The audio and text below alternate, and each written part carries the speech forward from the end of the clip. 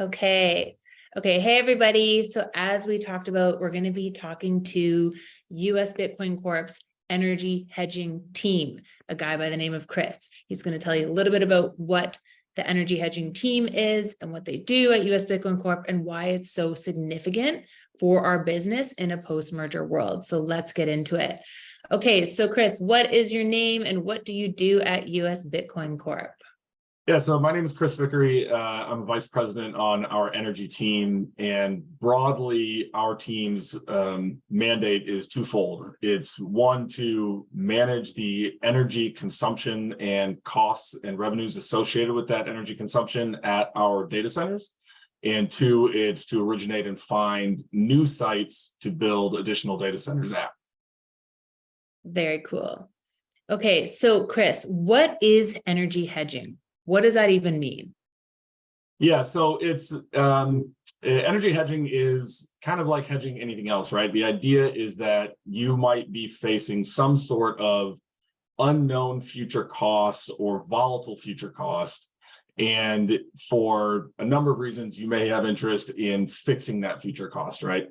So the idea is to try and manage volatility in your costs going forward, and stabilize the cash flows on the cost side of the ledger. You can do this on the revenue side of the ledger as well. I mean, airlines do this to hedge their fuel costs. The practice is fairly common, but in the energy space, it's particularly related to the costs of electricity. Awesome.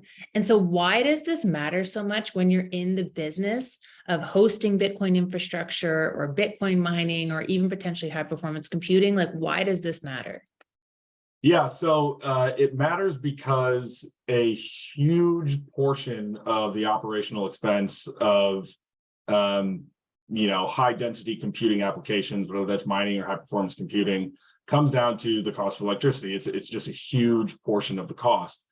And because these types of facilities are so flexible in the way they operate, in how quickly they can turn off and turn on, and participate in the grid in a flexible manner, it opens up the options for how you procure that major cost for you in a large variety of ways.